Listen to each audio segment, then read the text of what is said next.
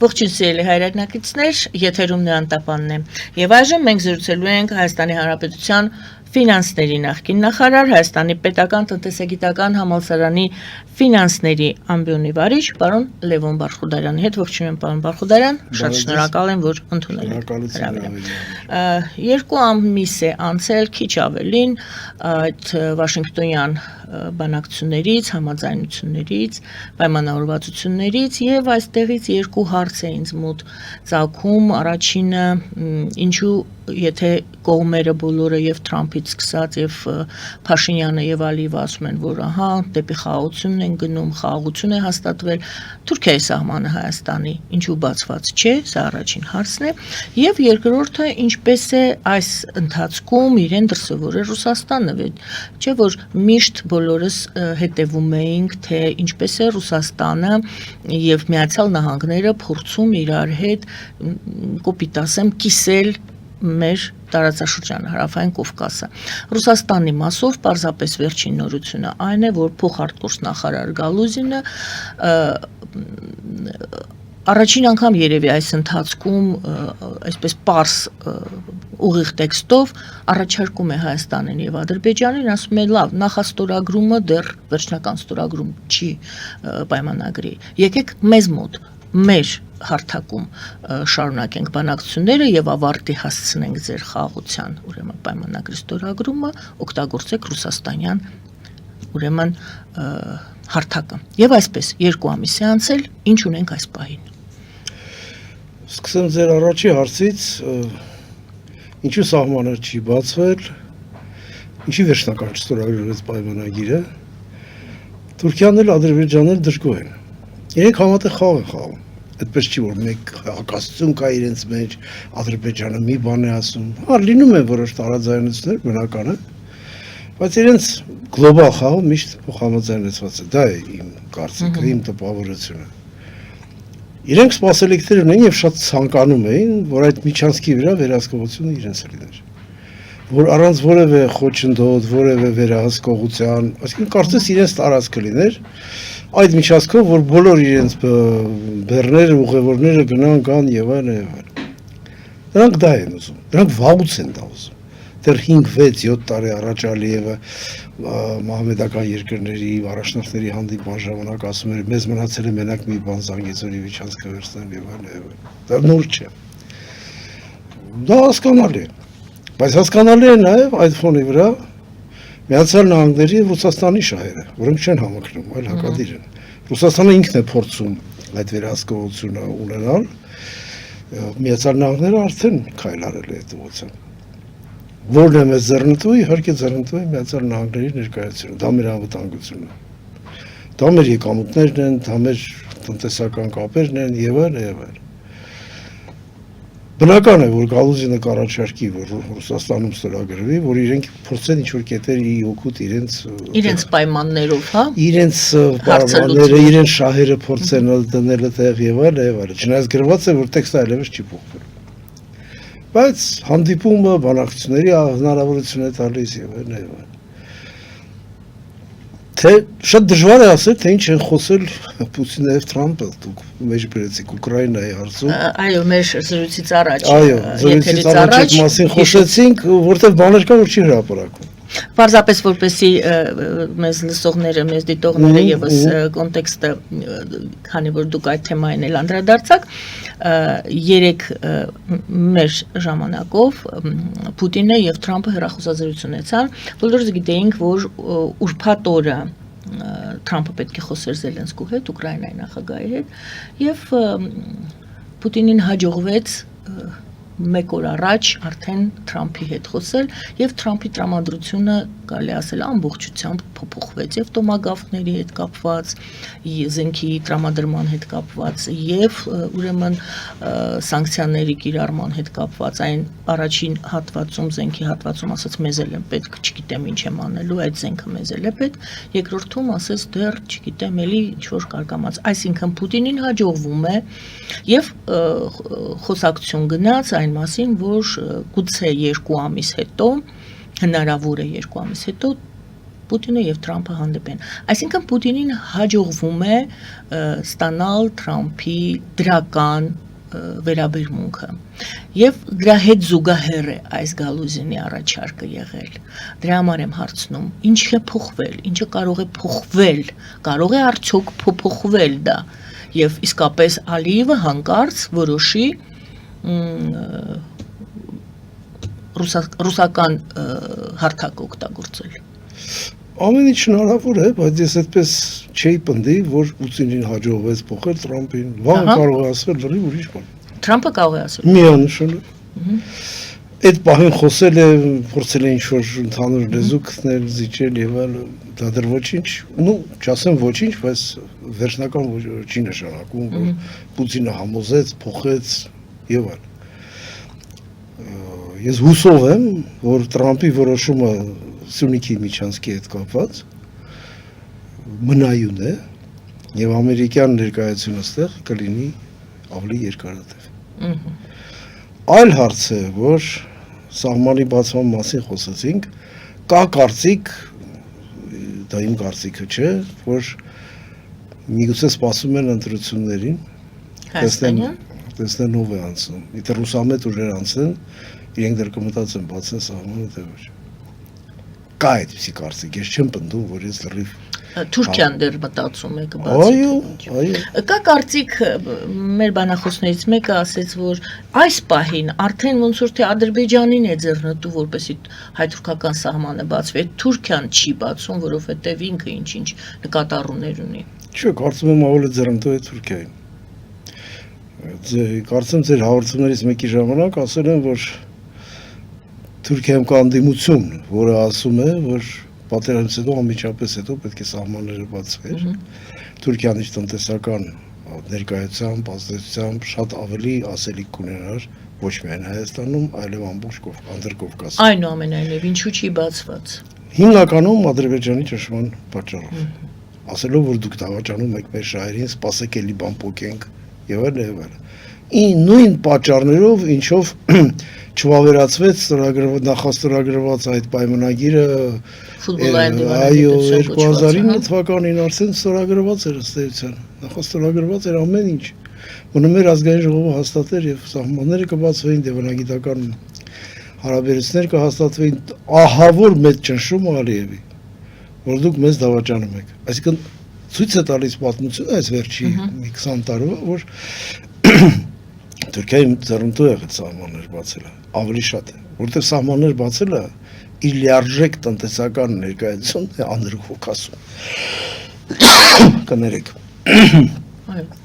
Իսկ դա արդեն շատ ավելի հեշտացնում է իրեն շահերի առաջ։ Մենք այս մասին շատ ենք խոսել, բայց ձեզ էլ ուղեմ այդ հարցը։ Նշանակում է արդյոք, որ Թուրքիայի քաղաքականությունը արտաքին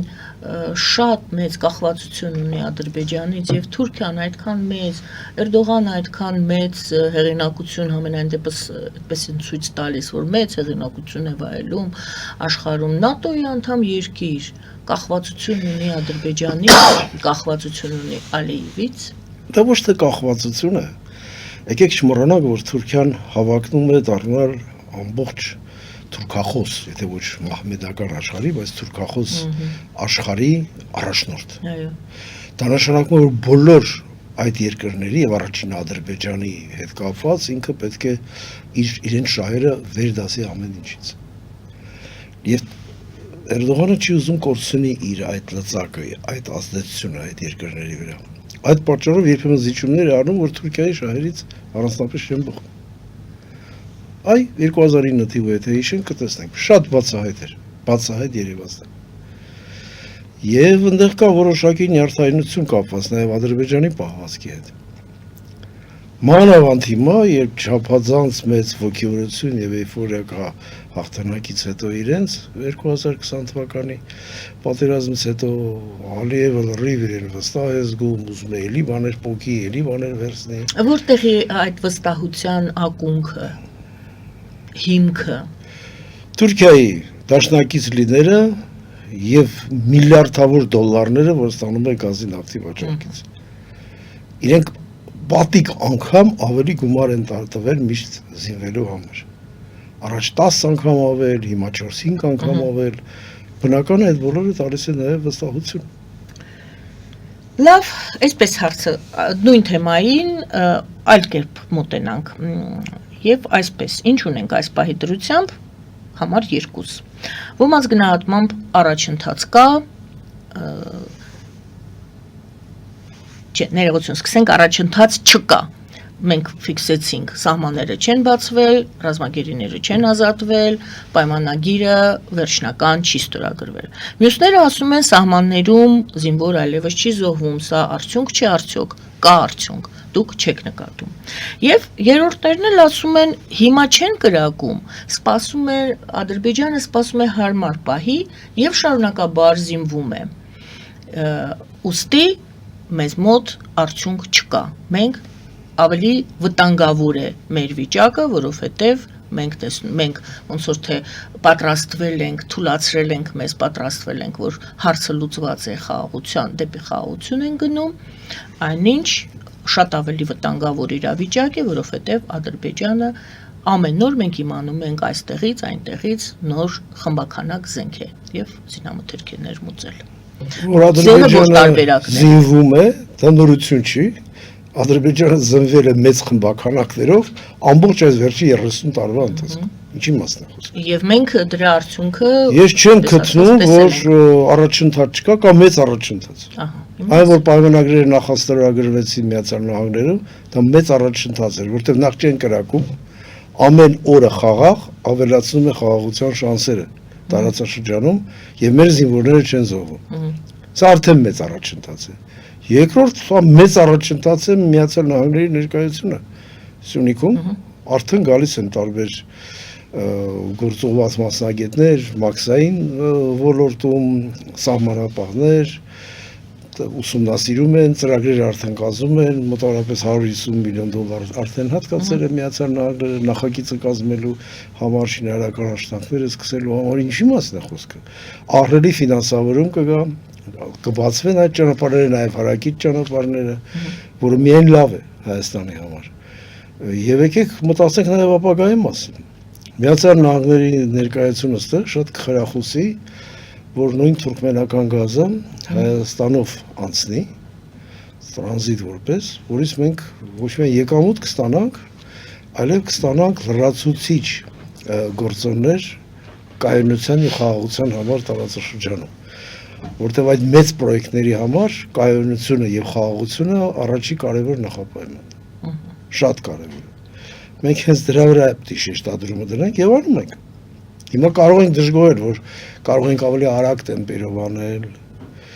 ինչի մենք չպահանջեցինք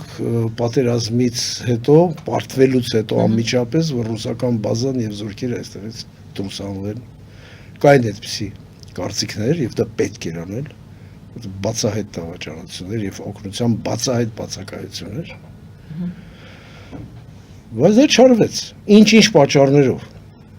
Մենք մանրամասը չենք տիրապետում ողջ տեղեկատվությանը, բայց ընդհանուր ուղղությունը ճիշտ ուղղությամբ է գնում, դանդաղ է գնում, որովհետև տարբեր շահեր կան, ինչ-որ ձևով փորձում է իշխանությունը գտնել մի տեսակ կոմպրոմիս տարբեր խոշոր խաղացողների շահերի միջև։ Ընդհանուր մեծ մասը այդ խոշոր խաղացողների լրիվ կողմ են և այդ միջազգին, և խաղաղության խաչմերուկին, և բոլոր պրոյեկտներին, որոնց շուրջը պայմանավորվեց Փաշինյանը Տրամփի հետ Վաշինգտոնում և ստորագրեցին պայմանագրեր։ Դա իրենց ձեռ է տալիս։ Հնդկաստանին, Չինաստանին, տեսեք ինչ խոշոր խաղացողների շահեր են այստեղ փաստորեն արտացոլվում։ Միայն Ռուսաստանն է, որ համաձայն չէ դրան և ուզում է ինքը լինել։ Դեռ ուզում է մասնակցել առնվազն, իսկ ամենաշատը ուզում են իրենց ձեռքը վերցնել Թուրքիան և Ադրբեջանը, որոնց թվում էր, թե իրենք շատ մոտ են դրան, միգուցե մոտ են, ես չգիտեմ, բայց Միացյալ Նահանգների դիրքորոշումը փոխեց շատ բան։ Այստեղ շատ կարևոր է փորձել պարզել, տեսեք ասում եք Ադրբեջանը և Թուրքիան, այո, նորից վերադառնամ նախորդ իմ հարցին, արդյոք այս Ռուսաստանի առաջարկից չի օգտվի Ադրբեջանը, որպեսզի էլի նորից ռուս-թուրք-ադրբեջանական ֆորմատը հաղթի ներողություն, թե Ադրբեջանը և Թուրքիան ամերիկյան ֆորմատին են ավելի հակված։ Վերցնենք իրենց տեսանկյունից, Իրենք փորձում են խաղալ բոլոր դաշտերում, որը որ կստացվի։ Մի կողմից փորձում են համոզել, որ Թուրքիան, Ադրբեջանը կայունությունը, անվտանգությունը ավելի լավ կպահեն, դա ավելի ձեռնտու կլինի Միացյալ Նահանգների, մի րոպե չեմ կասկածում այդ մասը։ Մյուս կողմից էլ փորձում են խաղերել Ռուսաստանի հետ, փորձել խառնել իրավիճակը եւ փոխել իօկուտ իրենց։ Իրենք աշխատում են շատ հստակ իօկուտ իրենց։ Եթե պետք է բոլորովին չեն վարանում դավաճանել, արհամարել, փախչել տարբեր պայմանավորվածություններից, ինչպես եղավ Ռուսաստանի հետ։ Ընդորում 2 անգամ վերջի 1 տարվա ընթացքում։ Մի անգամ Մոսկվայի պայմանագիրներ, հետո Կարսի պայմանագիրը, երբ ամբողջ արևելյան Անատոլիան իրենք վերադարձրեցին իրենց։ Այդ թվում Արարատ լեռով, որը երբեք իրենցը չի եղել։ Հայաստանի հաշվին, խաբելով Ռուսաստանին, որ թող Ադրբեջանը լինի սովետական միության կազմում, համաձայնենք։ Սա էր Աթաթուրքի։ Տեսեք ինչ ձևով կարողացավ խաղալ եւ վերցնել։ Անհետև գնաց Իրանի շահի հետ խոսեց, որ որոշակի սահման ստանա Նախճեվանի հետ, այդ 9 կիլոմետրը։ Եվ հիմա արդեն ստրատեգիական այդ Թուրանի գիծը փորձում է առաջ տանել։ Ինչի մասն է խոսքը։ Լրիվ խաբեց Ռուսաստանը, ինչ ստացավ Ռուսաստանը, որ ընդհանրապես ահռելի տարածքներից Հայաստանը։ Բայց Ռուսաստանը իրեն խաբված չի համարում է, որ ինքը բնական հաշվարկ էր արել իրենց պետք էին, Թուրքիան պետք էր այն ժամանակ, այսօր էլ են նրանք չեն բարձրաձայն չեն կարող դա ասել։ Իսկ հիմա անթակույց ասացին, որ Ադրբեջանը իրան դավաճանեց եւ իր խոսքը չկատարեց, շատ վատ պահեց եւ որպես պատասխան խոցեցին ինքնաթիռը, որ գնաց եւ զոհվեցին։ Լավ, այդ շրջանն էլ ապրեցին։ Բայց դրանից հետո ապրեցին։ այնպիսի քաղաքականություն վարեցին, պետք է ասել, որ դա կարողություն է որոշակի։ Ալիևը, Էրդողանը եւ այլն, որ Պուտինը մի քանի անգամ ներողություն խնդրեց դրա համար, եւ հիմա իրենց հարաբերությունները ջերմանում են։ Կարող եք չկասկածել, որ նախաձեռնությունը ստեղ Ադրբեջանինն է եւ Թուրքիային է։ Իրենք բաշխում են դերերը պարզապես։ Ով ինչ քայլանի եւ այլն։ Եվ ելի հերթական անգամ փորձելու են օգուտով դուրս գալ այս վիճակից, խապելով Ռուսաստանին։ Բայց մեր հաշվին Դու եթե հնարավորություն եք տալիս, որ մեր հաշվին լուծեն, իրանք իհարկե։ Ինչպես խուսափենք այս անգամ դրանից, որ մենք չլինենք այդ մանրադրամը։ Արդեն կարծես Ադրբեջանի եւ Ռուսաստանի։ Կարծես խուսափում ենք, մենք պետք է հաշվի նստենք խոշոր խաղացողների, գեոքաղաքական կենտրոնների շահերի հետ եւ համադրենք մեր շահերի հետ։ Այդ նույն միջանցքը Միացյալ Նահանգների ներկայությունը եւ Եվրոպայի ներկայությունը Հայաստանում մեր անվտանգության երաշխիքն է։ Նույն դիտորդները արդեն քանի տարի է որ սահմանին են, որևէ զով չի եղել։ Սենց ասենք կամ կրակոց չի եղել կամ շատ քիչ եղել, 1-2 անգամ պրովոկացիա են արել։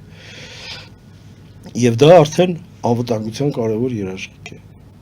Վաղը չեմ բացառում, որ այդ դիտորդները նաև զինվեն, եթե դրա անհրաժեշտություն լինի Աստված ջանի։ Միացյալ Նահանգների դերը ստեղ արդեն գնալով մեծանում է։ Այդ գազամուղ այս 42 կիլոմետրի տակ Հայաստանի եւ Միացյալ Նահանգների վերահսկողության տակ է լինելու։ Դրա հետ չի լինի հաշվի չնստել, այդ շահերը չի լինի արհամարել, և դա մեր հաղթանակն է, մենք մեծ շատ այլ ընտրանքներ չունենք ստեղ, բայց եղել են պահեր և մենք սխալ ենք կողմնորոշվել, և խոշոր երկրները, գեոքաղաքական կենտրոնները մեր օգտին են եղել, իշահ մեզ են եղել, որտեղ իրեն շահերը համադրվում են մեր շահերի հետ, մենք ճիշտ չենք արձագանքել։ Մենք անընդհատ փորձել ենք ռուսական դաշտում խաղալ եւ տանուր ենք տվել, ինչպես տեսակ։ Հիմա կարծես թե նույն իրավիճակն է ստեղծվում ու պետք է հասկանանք ինչպես չսխալվենք այս անգամ։ Դրա համար պետք է ճիշտ ընտրություն կատարենք ընտրությունների ժամանակ։ Շատ ուժեր անընդհատ ամեն օր պատրաստվում են այդ ընտրությունների պրոռուսական նոր կուսակցություններ են ստեղծում, խմբակցություններ են ստեղծում, դե ազատ երկիր է, բնական է, այդ իրենց իրավունքն է։ Եվ իրենց նպատակն է գոնե ընդդիմություն ունենալ, որ պարլամենտում իրենց ձայնը լսվի։ Դուք նկատի ունեք Ռուսաստանին, որ ինչ-որ իր… Ռուսամետ ուժերը նկատի ունեք։ Ռուսամետը, բայց դա իրենց այսպես նախասիրությունները չեն, երևի դուք կապում եք այնուամենայնիվ Ռուսաստանի հետ, Դա ոչ միայն իրենք Չէ, այս պահին իրենք ուզում են ռուսամետ ուժեր ֆիլմներ են, Ռուսաստանին են սիրում, այլ դուք նկատի ունեք երևի, որ կոպիտ ենք ասում, գործակալական ցանց է դա։ Չէ, դա էլ կա, բայց ոչ միայն։ Կամ մարդիկ, որ ապակողմնորոշված են, նրանք են հիմնական ձայները լինելու իրենց։ Բոլորը հո գործակալ չեն։ Դե դրա համար եկեք տարանջատենք, չի ստացվում։ Դե չի տարանջատի, մեկը գործակալ է, մեկը համակիր է եւ այլն եւ այլն։ Երկուսն էլ ուզելու են քվեարկեն այդ կուսակցությունների օգտին։ Ինչ ունենք ալտերնատիվ դրան։ Ալտերնատիվը լյուստրացիա իրականացնելն է Հայաստանում։ Բացահայտելն է այդ բոլորը։ Դա չի արվում։ Ինչպես արեցին Բալթյան հանրապետությունը։ Դա չի արվում, ինչու։ Չգիտեմ։ Շատ դժվար է ասել։ Պետք է անպայման դա արվի։ Տեսեք Ալիևը ինչպես կարողացավ ազատվել այդ գործակալներից, առանց հայտարարելու, որ լյուստրացիան 10 տարվա ընթացքում մոտավորապես դանդաղ, բայց հստակ համառ գնալով իր ճանապարհը։ Եվ դրա դեմ ոչինչ չբողոքեց, ոչինչ չասեց, կամ եթե ասվեց դա հարթվեց կուլիսների հետևում։ Վերադառնանք այդ հարցին, այնինչ արվում է այսօր այս ձերբակալությունները եւ այլն, սրանք նույնպես այդպիսի լյուստրացիայի փորձ են, ինչպես դուք ասում եք Ալիևը արեց, թե ոչ, բայց գովազդից հետո այս հարցին վերադառնանք, լավ։ Գովազդը եթերում սիրելի հայրենակիցներ, մնացեք մեզ հետ, վերադառնանք եւ ես կընդունեմ հեռախոսազանգերը, արդեն տեսնում եմ տան։ Ֆելիչե ժամանակակից ատամնաբուժական կլինիկա։ Այստեղ հարմարավետությունն ու խնամքն առաջնային են։ Այստեղ կիրառվում են ատամնաբուժական ամենաժամանակակից տեխնոլոգիաներ, ճշգրիտ ախտորոշում, արդյունավետ բուժում, նուրբ փորձառություն եւ անհատական մոտեցում։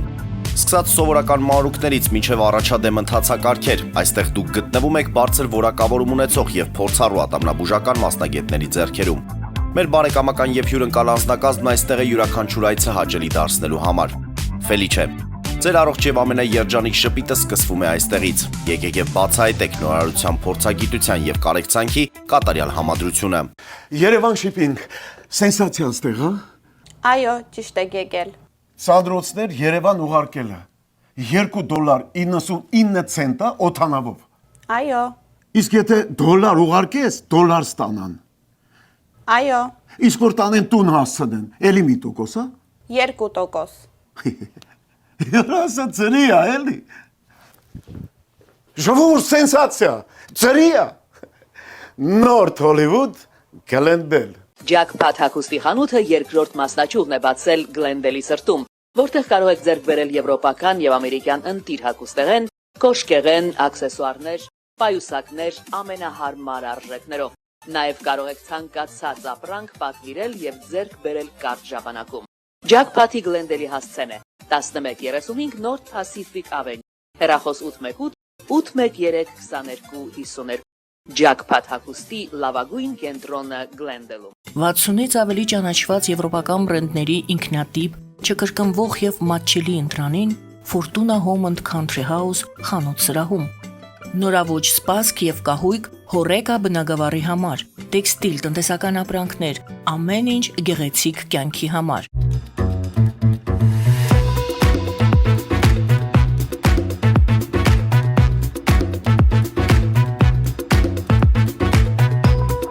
Արարատ ռեստորան, ընտանեկան եւ ընկերական ժամանցի լավագույն հասցե, սիրված արտիստներ, հյուրընկալ մթնոլորտ, հարուստ ճաշացան, անմահական խորտիկներ։ Արարատ ռեստորան, հասցեն անփոփոխ, սիրով սպասում ենք ձեզ։ Լավագույն պաղպաղակ, բնական, համեղ եւ մատչելի գներով պաղպաղակը կարող եք ձեռք բերել բոլոր հայկական խանութներում։ Պահանջեք հայկական պաղպաղակ, Թամարա պաղպաղակ։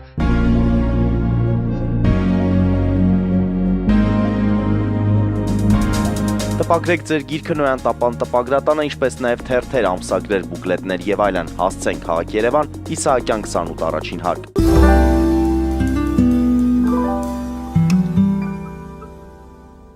Սիրելի հայրենակիցներ, հիշեցնեմ, որ մենք զրուցում ենք պարոն Լևոն Բարխուդարյանի հետ, Հայաստանի Հանրապետության ֆինանսների նախկին նախարար, եւ այսպես գովազդից առաջ մենք խոսում ենք այն մասին, որ Ալիևը չհայտարարված, բայց լուստրացիան այնուամենայնիվ անում է եւ ճիշտ է, սխալ է, լավ է, դրական, բացականին չենք անդրադառնում, պարզապես փաստում ենք։ Եվ հիմա ես հարց տվեցի, արդյոք այս ձերբակալությունները եւս վկայում են, որ Փաշինյանը լուստրացիա չհայտարարված լուստրացիայի անում, սա վերագրվում է լուստրացիայի,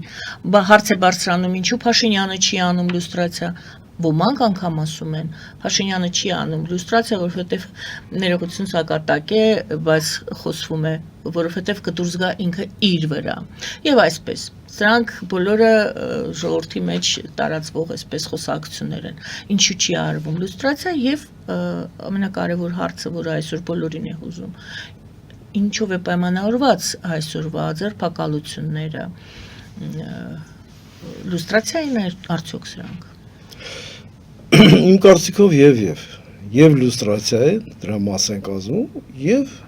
ավելի շատ կանխարգելիչ գործողություններ են, որովհետեւ դրսի ուժերը չմիջամտեն մեր ներքին կյանքին, մեր ներքին զարգացումներին։ Դա ցավոք սրտի որոշ երկրներ շատ սիրում են անել։ Եվ դա չի վերաբերում միայն Հայաստանին։ Իրենք փորձում են միջամտել նաեւ այլ երկրների ներքին գործերին։ Այդ դա պետք է կանխարգելվի։ Ամեն գնով պետք է կանխվի։ Հասկանում եք, երբ որ խոսում ենք տարբեր երկրների ազդեցության մասին, որը բնական է, կա եւ կլինի Հայաստանում։ Արևմուտքի կողմից եւ ոչ միայն արևմուտքի, նաեւ շատ այլ երկրների կողմից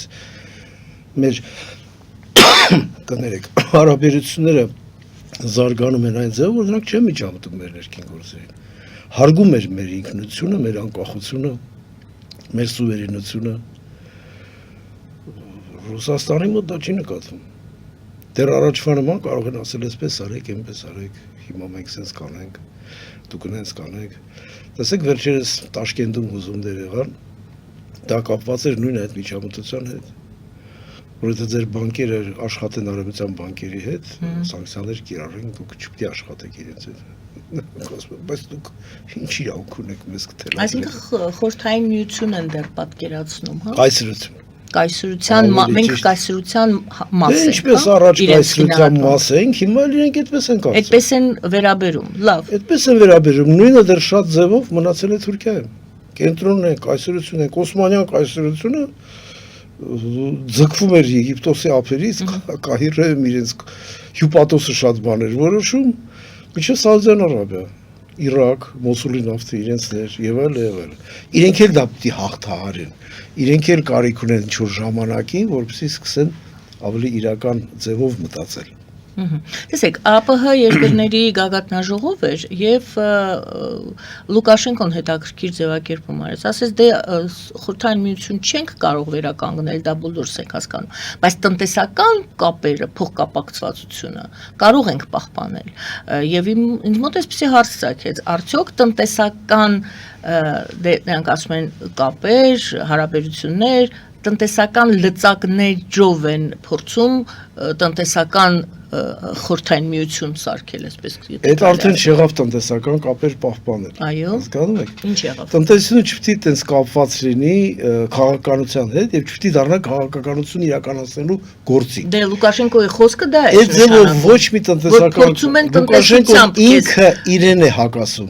Տնտեսական կապերը չեն պահվում այդ ձևով եւ քաղաքականության լծակներից մեկը տնտեսությունն է։ Ոչ ոք չի վստահի եւ չի մտնի այդ շուկայի դեպքում։ Հասկանում եք, քանի անգամ է եղել, չէ՞, որ հայտնաբերել ինչ-որ բացերներ կան հայկական ապրանքների, արգելել են Վրաստանով մուտքը, տարբեր խոչընդոտներ են մտցրել։ Այդ բոլորը դրա նշանն է, քաղաքականության։ Տնտեսությունը պետք է ինքը աշխատի։ Եվ մենք չէ, որ կառավարությունները չէ, որ պիտի պահպանեն կամ չպահպանեն այդ կապերը, տնտեսությունը իր ուրույն ճանապարհն ունի, իր ուրույն սկզբունքները, վարվելակերպն ունի, հարաբերությունները կան, ուղղակի պետությունները չպետք է խանգարեն դրան, այլ պետք է հակառակ նպաստեն։ Սա է հարցը։ Իսկ Լուկաշենկոն տիպիկ սովետական, այսպես ասած, բան է ասում, տնտեսական կապերը պետք է պահենք։ Այո, եւ տնտեսական սանկցիաներով, տնտեսական Բայց տեսեք հիմա մեզ սանկցիաներով ձեր կարգի կհրավիրենք, Այո. առանց մեզ ինչ եք անելու, այդպեսի բաներ Բարի, վերադառնանք այդ ճանապարհին, այդ ուղուն Թրամփի ուղի կոչվածին, խոսվում է սկզբունքների մասին, Արադ Միրզոյանը վերջերս էլի կրկնեց, որ իրավասությունը, երկրների իրավասությունը իրենց տարածքում գտնվող այդ ենթակառուցվածքների նկատմամբ փոխադարձություն, ինքնիշխանություն եւ այլն, եւ այսպիսի հարց, բայց չէ որ կան նաեւ տրանզիտի, տարանցման կանոններ եւ հաշվի առնելով այն, որ Հայաստանը գտնվում է Եվրասիական տնտեսական ուրեմն այդ միության մեջ պետք է հարգի, այսինքն Հայաստանը ենթարկվում է այդ միության տարանցիկ կանոններին, որոնք հստակ են։ Այսա եւս կաշկանդող է, այդ հիշելով այդ Լուկաշենկոյի ասածը, որ մենք լծակներ ունենք, արդյոք սա կաշկանդում է Հայաստանին, արդյոք մենք գիտենք ամեն ինչ, թե ինչպես է տարանցիկ, այդ տրանզիտը իրականացվելու։ Ես ճիշտ ասած մանրամասներ չեմ կարող ասել, բայց տրանզիտի հետ կապված մեծ արգելքներ ինձ թվում է պետք է որ չլինի այդ օրենսդրության մեջ։ Եթե կա եւ մեր շահերին հակասում է, պետք է փորձենք փոփոխել այդ օրենսդրությունը որպես անդամ։ Օրենսդրությունը փոփոխել թե պարզապես Չէ, օրենսդրությունը ավելի դարձնել մեզ հարմար։ Եթե չհաջողվի, Որ օրենսդրությունը կներեք, ես լավ չեմ։ Տրանզիտի հետ կապված։ Եթե կան արգելքներ, որը մեր շահերին դեմ են։ Այո։ Մենք որպես անդամ Եվրասիական տնտեսական միության իրավունք ունենք առաջարկելու նոր ուրեմն իրավակարգավորումներ։ Եթե դրանք կասեն, ուրեմն լավ է։ Եթե չէ, այս բանը ուրեմն պետք է շատ լուրջ մտածենք եւ դա մենք վնասներ ենք կրում դրանից, մենք պետք է լուրջ մտածենք այդ միությունից դուրս գալու, բայց զուգահեռաբար ինտեգրվելով Եվրոմիության շուկայի հետ, դառնալով Եվրոմիության անդամ։ Մենք նույնիսկ անդամության տեխնացություն չենք այսօր։ Եվ շատ հարցերով տուժում ենք։ Շատ։ Մենք ճանապարհ չունենք դեպի Եվրոպա։ Մենք պետք է այդ հարցը շատ լուրջ տնենք բոլոր խոշոր երկրների առաջ, նախ եւ առաջ Միացյալ Նահանգների, Հյուսիսային Ամերիկայի եւ առաջի հերթին Եվրոմիության առաջ։ Եթե դուք ուզում եք եւ մենք ենք շատ ուզում ինտեգրվել Եվրոմիությանը, մենք պետք է առանձին այլընտրանքային ճանապարհ ունենանք։ Գնդակը որ ում ձեռքին է այժմ, դուք ասում եք մենք պետք է ունենանք, ով է խանգարում որ մենք ունենանք, մենք ինքներս ենք մեզ խանգարում։ Երկու գործոն կա։ Ինչ որ խոչընդոտ։ Չէ, կա այնտեղ հստակ կանոններ, օրենքներ, մենք պետք է փոփոխություններ անենք մեր օրենսդրությունը կատարելագործենք, նախ եւ առաջ մեր անելիքները։ Բնական է։ Բայց իհարկե մենք կսպասենք իրենց կողմից ավելի մեծ աջակցություն, ավելի կոնկրետ աջակցություն քաղաքական իմաստով, ճնշելով Թուրքիայի վրա, որովհետեւ սահմանը բաց։ Դե ճնշում են, տեսնում ենք եւ սահմանը չի փակում, մենք հենց դրանից բացվում, հենց դրանից էլ սկսեցինք այսօրվա մեր զրույցը։ Դե տեսեք, սա ապացուցում է, թե ինչքան ճկուն են եւ ինչքան որևէ սկզբունք չունեն։ Կամ մի սկզբունք, որ որդեգրել են Թուրքիան, Ադրբեջանը։ Ամեն ինչ մեզ համար, ուրիշներից փոքենք, վերենք մեզ, գրավենք եւ այլն։ Սա դարեր շարունակ չի անցնի։ Ընդհանրապես 90-ականների կեսերին վերջերին իրենք դեռ խնդրում էին, որ գոնե մի շրջանից ազատագրված տարածքների ենթաշրջանից դուրս եկեք, որ մենք տեղ ունենանք սահմանը բացելու։ Հիմա տեսեք տրամագծորեն ինչպես է փոխվել իրավիճակը։ Պատերազմը իրենք հաղթեցին, էլի չեն բացում, ու հաղթեցին Թուրքիայի օգնությամբ։ Առանց Թուրքիայի օգնության Ադրբեջանը երբեք չէր հաղթի։ Դրանից հետո էլ չեն բացում։ Այսինքն տեսեք ինչքան է շատ ագահության աստիճան անհամբերություն էլի լրացուցիչ բան փոկել կորզել Հայաստանից, որ իրենք չեն գնում այդ կայլ։ Դրա համար պետք է աշխատել։ Մեր դիվանագիտությունը եւ ղեկավարությունը շատ անելիքներ ունի այս ուղղությամբ։ Ընդունեք հեռախոսազանգ, ալո, բարև ձեզ, եթե կարելի է մի քիչ հեռացեք, հա, հեռուստացույցից եւ լսում ենք ձեզ։ Այո։ Լսում ենք ձեզ։ Լսում ենք ձեզ։ Կներեք, ես չեմ կարող այս զանգը ընդունել, ես խնդրում եմ այժմ ես հեռախոսազանգերը կընդունեմ, խնդրում եմ իջեցրեք հեռուստացույցի ձայնը եւ արդեն պատասխանեք իմ ընդունած զանգին։ Այո, բարև ձեզ։ Ալո, բարև ձեզ։ Լսում ենք ձեզ։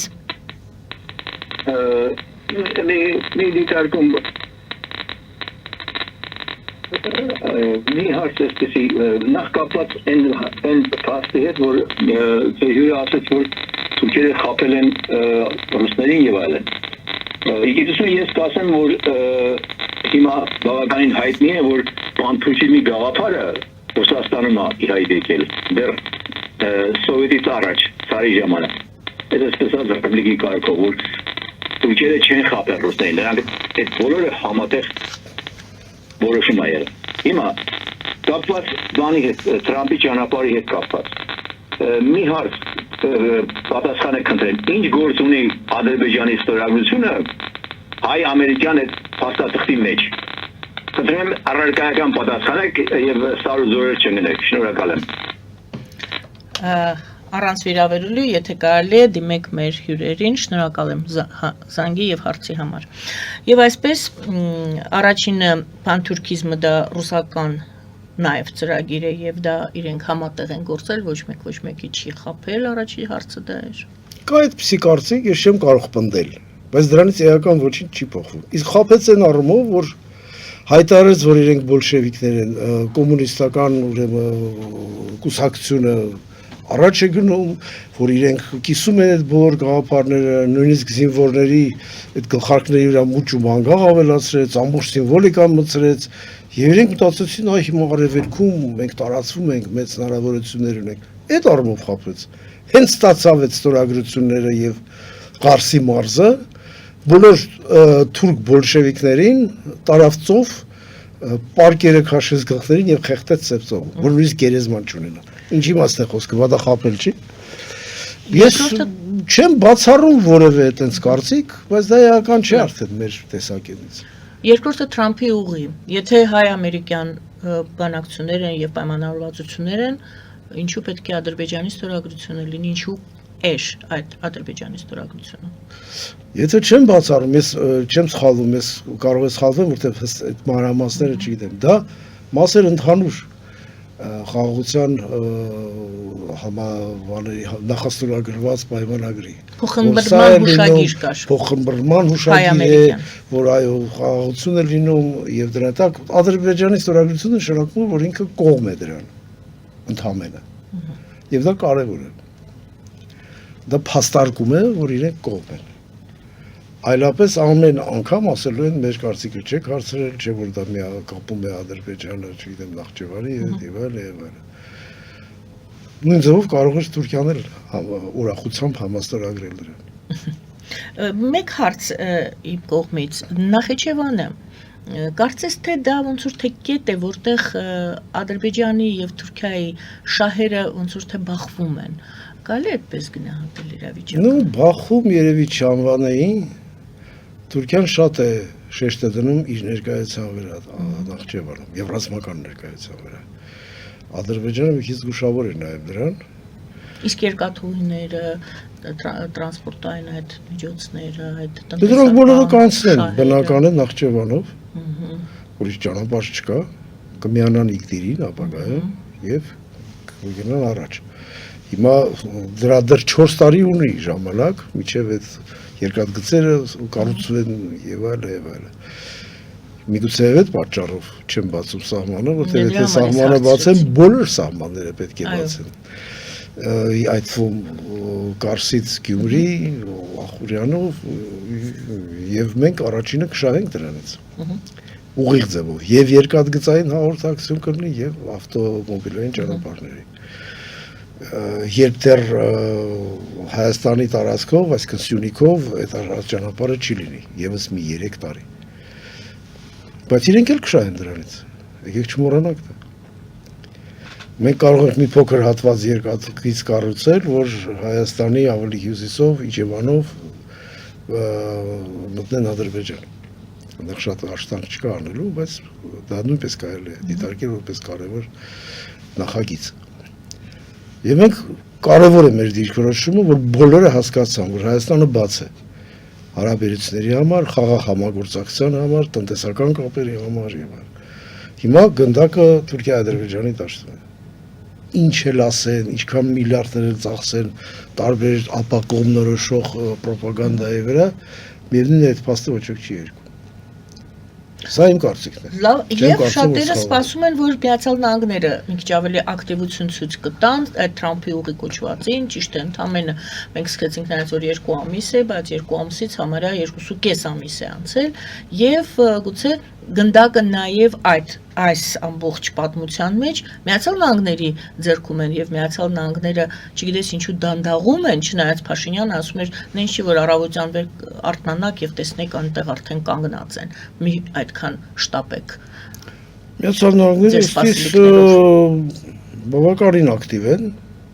ռեակտիվ ակտիվության ինչ որ երևի հիմքեր էլ չկան, բայց իրենք բավականին ակտիվ են։ Ես ասացի քիչ առաջ, որ Մաքսային մասնագետները նայել սահմանները պահելու հետ կապված միսիաներ են եղել ամբողջ։ Գալիս են Հայաստան։ Տեղանքն են նայում, ուսումնասիրում են, նախագծերի վրա են աշխատում։ Ես հետ միասին իհարկե։ Այսինքն գործընթացը գնում է։ Գնում է։ Այդպես չի որ չի գնում։ Հիմա արագ, դանդաղ կարող է ավելի արագ գնալ, այդ արդեն չեմ կարող ասել։ Ռուսաստանի հետ պայմանավորվածություններ նախատեսում եք, որ Միացյալ Նահանգները ինչ որ ձևով, տեսեք մենք խոսեցինք այդ ԵԱՏՄ-ի, մենք անդամ ենք, Ռուսաստան անդամ հիշեցնում ասում ես, իմ սահմանապահներն են այնտեղ կանգնած, դուք ԵԱՏՄ-ի անդամ եք, դուք կոնցեսիոն ուրեմն կառավարման եք տվել երկաթգծերը, Հայաստան, դուք շատ կախվածություններ ունեք այդ հատվածում Ռուսաստանից։ Մենք այդ կախվածությունները պետք է նվազագույնի հասցնենք։ Սահմանապահները պետք է հայ սահմանապահները լինեն այդտեղ եւ այդ գործընթացը արդեն սկսվել է։ Վերջին հաշվով Ռուսաստանն էլ կարող է օգտվել, չէ՞, երկաթգծից։ Ադրբեջանով, ապագայում երբ որ աշխատի, Հայաստանով, Թուրքիայով, մտնել Մերձավոր Արևելք, Եվրոպա, երբ որ սանկցիաներ չեն լինի, նույնպես կարող է աշխատել։ Եվ մենք չենք կարող փակել, ասել, քանի որ դա ռուսական է, դուք չեք գալիս եւ այլն, դա պետք է լինի սարսափելի սանկցիաների շրջան, որը կարծում եմ երկաթգծի գործարկելու պահին այլևս չի լինի, որտեղ ցանկացած կոնֆլիկտ, որ իր գագաթնակետին է հասնում, հետո էլ վերջանում է խաղաղությամբ։ Երբ մի քիչ դժվար է ասել, հուսանք որ դա սարերի հետևում չի լինի։ Բայց խաղաղությունը գին է ունենում, պայմաններ է ունենում։ Բնական է։ Կվճարի են գինը, որը այդ պահին պետք է վճարի։ Կողմերից յուրաքանչյուրին։ Ուկրաինան էլ կորուստներ, հավանաբար տարածքային կորուստներ կունենա իմ կարծիքով։ Բայց դա կանրադառնա ամբողջ տարածաշրջանի վրա։ Ես վստահ եմ, եթե ամերիկացիները այստեղ են, Թուրքիան Ադրբեջանում է, Կովկասը այդպես հեշտությամբ Ռուսաստանին չեն զիջելու նորից։ Շնորհակալ եմ, հաջորդ հեռախոսազանգը, այո, լսում ենք ձեզ։ Բարև Պան Բախուդարյան, դուք ասում եք ռուսները մեզ խաբեցին։ Ռուսները 300 տարի մեզ խաբում են, մենք իրենց համար կռվում ենք իրենց ծաղրապաշտական նկարտումների համար, զոհեր ենք տալիս, տարածքներ են գրավում, բայց մի քիչ սողը այդպես է չստացանք իրենցից։ Առաջին համաշխարհային պատերազմում, այսինքն 21 թվականին նրանք ծախեցին 10 եւ Նախիջևանը արևելյանցիներին կամ թուրքերին, երկրորդ համաշխարհային պատերազմում Կարսի Արդահանի փոխարեն վերցեցին Քյոնիգսբերգը, իսկ դրանից 20 տարի առաջ Արարատը փոխեցին Ադրբեջանի պատումի հետ, հիմա Լեռնային Ղարաբաղը տվեցին թուրքերին,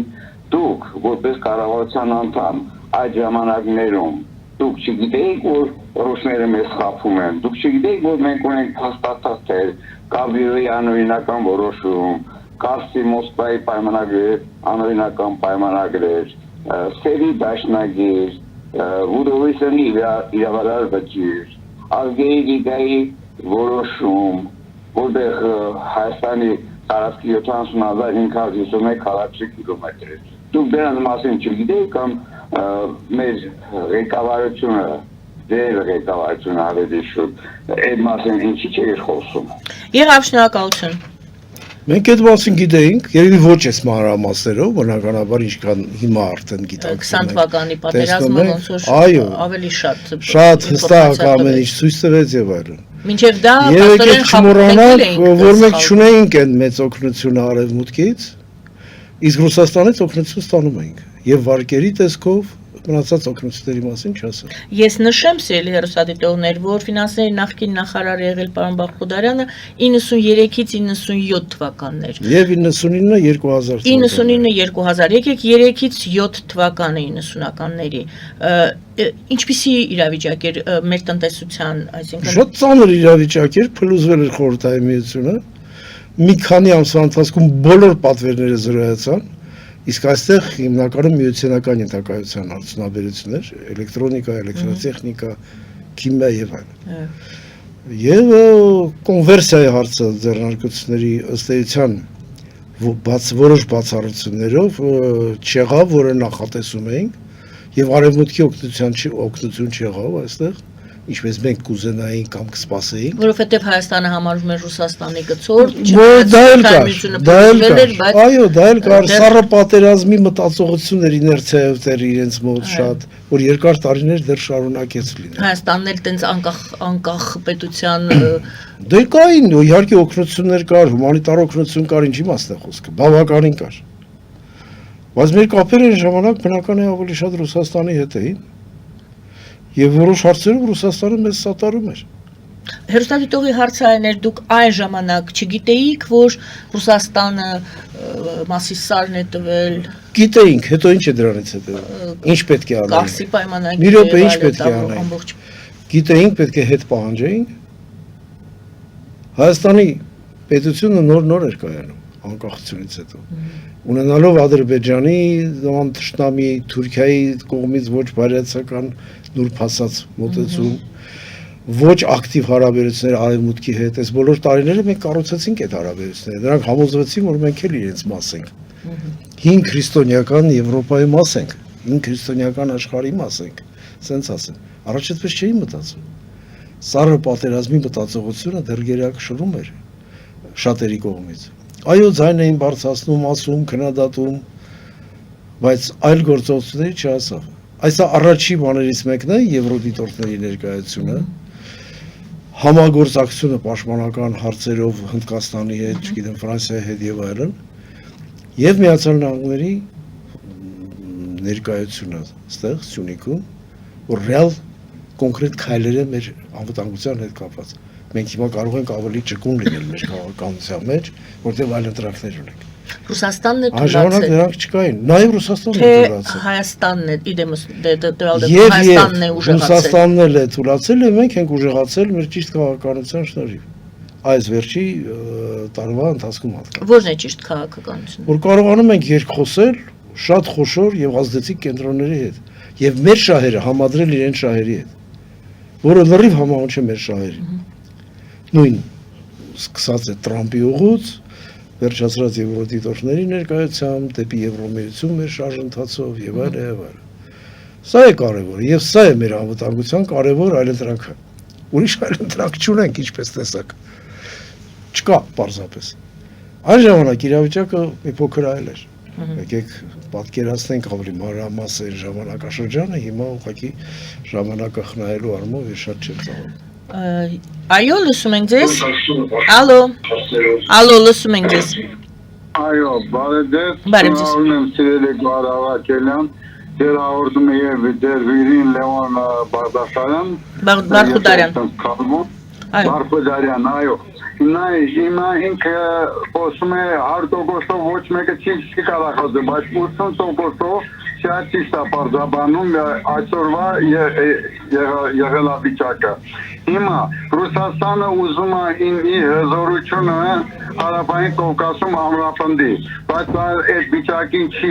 Ինքը այն վիճակում է ոնց որ թողում մեկը խեղդվում է փրփուրների սակացում։ Հիմա ինձ 1-1.5 րոպե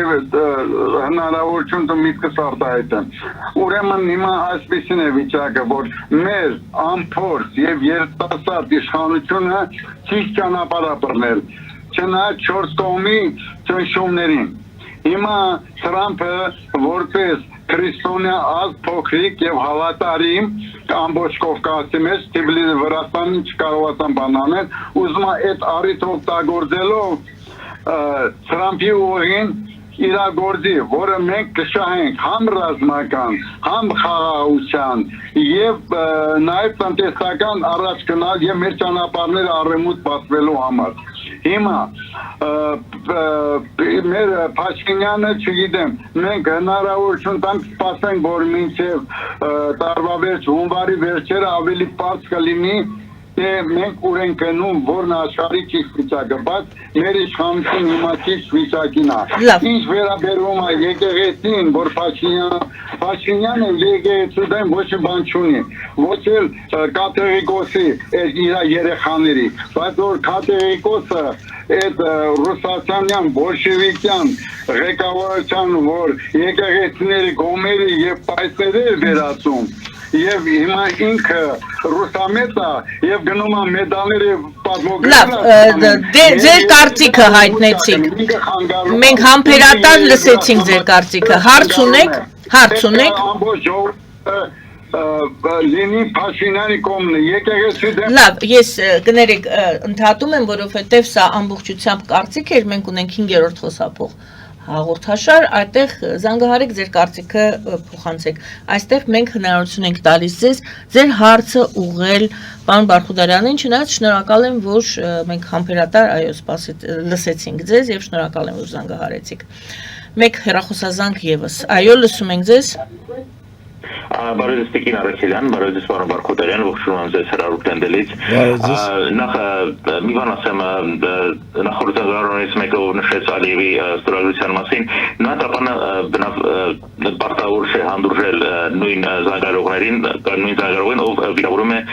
անդադներին եւ հյուրերին եւ հաղորդավարին եւ ուրիշ զանգահարողներին։ Պարզապես անգրագետ զանգողին պետք է չհանդուրժել։ Սա պարզապես դիտարկում։ Եվ իմիջիալից այդ հարցը ունի շատ հստակ պատասխան Ալիևի ստորագրությունը այնտեղ էր, որովհետև Ալիևը պարտավորվում էր բացել իր ճանապարհները։ Առանց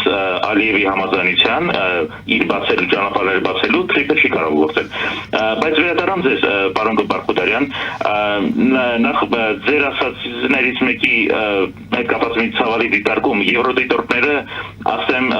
դուք ասացիք մի օր կարող են զինվել, բայց ըստ պայմանագրի խաղաղության նրանք պետք է հեռացվեն սահմանից, որը շատ սխալ է։ Նրանց ողջ արժեքը նրանում էր, որ սահմանին կարող էին դիտել եւ Ալիևը չէր կարող նախինին նման ստել, որ հայերն են հարձակվում։ Հիմա ջերմուկում տեղակայված եվրոդիտորդը չի կարող դա անել։ Բայց հարցը սա է ձեզ դուք նշեցիք, որ այո, լիովին համաձայն եմ ձեր հետ, Տիկին Արաքելյանը իր հարցրեց ինչպես անենք, որ թրիպը չանցնի Ադրբեջան Ռուսաստանին։ Դուք նշեցիք հաշվի առնենք մեծ խաղացողների կարծիքները։ Կարող ենք ավելի համարձակ ասել, թե որ խաղացողների, որ կոնկրետ Արևմուտքի եւ ԱՄՆ-ի, այլ կերպ ասած, եթե Փաշինյանը փորձի Չինաստանին բերել թրիպ, ինչպես երբեմն ասում է, որ Չինաստանը կարող է շահ ունենալ թրիպում, եւ Աննա Հակոբյանն է սովորում երկար ժամանակ Չինաստանում, կարող է սա վտանգ լինել Հայաստանի համար, որ Թրամփը հիասթափվի եւ Ադրբեջանը իր ձեռքը գցի եւ Ռուսաստանի հետ։ Սա վտանգ ներկայացնում է։ Շնորհակալություն։ Շնորհակալություն։ Մեկ լրացում փակագծերում, եթե ճիշտ հասկացա, պարզապես հարցը ավելի սրելու համար հավասար է Չինաստանը Ռուսաստանի Դաշնությանը։ Այս դեպքում, եթե Չինաստանը գա այստեղ, հետևից կգա նաև Ռուսաստանը։ Չեմ կարծում։ Չինաստանը միշտ իր խաղն է խաղում, իր քաղաքականությունն է տանում։ Եվ եկեք ծառայողությունների մեջ չընկնենք, այնպես չի, որ ճանապարհը սարքում եք Չինաստանի համար։ Բայց միևնույն ժամանակ չենք կարող ասել, որ դուք չպետք է օգտվեք այս ճանապարհից։ Հասկանում եք։ Ես հասկանում եմ Բեռների իմաստը եւ նպատակը Միացյալ Նահանգներին է, որ Միջին Ասիայից այդ մետաղական հանքերը, հանքանյութերը, խտանյութերը, այդ ապրանքները տարվի Արևմտյան Եվրոպա, Միացյալ Նահանգներ եւ այլն։ Եվ առասարակ ազդեցությունը լինի բավականին զգայուն։ Դա չի հակասում Չինաստանի շահերին։ Ինքն էլ է ուզում օգտվել։ Շատ բաներ կա, որ չափի մեջ է ամեն ինչ լինում։ Բնական է չի կարող վերցնել ամբողջ ճանապարհը եւ օգտվել։ Բայց միևնույն ժամանակ մենք չենք կարող իրան դրել զրկել, ասել, քանի որ դու Չինաստան ես, այս ճանապարհը քո համար չի։ Չէ՞։ Եվ որոշ չափերով, որոշ սահմաններում իհարկե նաև Արևմուտքը դեմ չի լինի դրան, որտեղ կախվածությունը Ռուսաստանից կպակասի։ Չինաստանը հավասար չէ Ռուսաստանին։ Իհարկե հավասար չէ, նա լրիվ հզոր անկախ ինքնուրույն քաղաքական Եվ դրանից պետք չէ խուսափել, վախենալ, դա եթե լինի, նաև դա հնարավորին չափ համագործակցել, նույնը վերաբերում է իդեպ Հնդկաստանին։ Այո։ Սա է հիմնականը, ոչ ոք եւ ինչի են դա անում, ոչ ոք որևէ հույս չունի, որ Թուրանից ապագա իրենք ինչ որ օգուտ կարող են ունենալ։ Թուրքիան, Թուրանը, Ադրբեջանը ստեղծված են նրա համար, որ իրենք գրավեն ուրիշի տարածքները, իրենք իրեն շահերի համար ուրիշի շահերը զոհեն եւ այլն եւ այլն։ Ժամանակն է, որ դա բոլորը շատ խորությամբ գիտակցեն եւ գիտակցում են արդեն։ Որքան էլ դրական վերաբերեն եւ Թուրքիան եւ Ադրբեջանին ցույց տան, բայց Թուրան նախագծին ընթացք չեն տա, թույլ չեն տա։ Նույն ամերիկացիների ներկայությունությունիկում դա է նշանակում։ Դա է նշանակում։ Շնորհակալ եմ, պարոն Բարխուդարյան։ Շնորհակալություն ձեզ։ Շնորհակալություն սիրելի հայրենակիցներ, նաև ձեզ, որ մեզ հետ եք այս հարցազրույցի ընթացքում։ Պարոն Լևոն Բարխուդարյանի հետ էինք զրուցում, Հայաստանի Հանրապետության ֆինանսների նախկին նախարար եւ Հայաստանի Պետական տնտեսագիտական համալսարանի ֆինանսների ամբիոնի վարիչ։ Զրույցը վարում էր Գայանե Առաքելյանը։ Բարին ձեզ եւ լավ օր։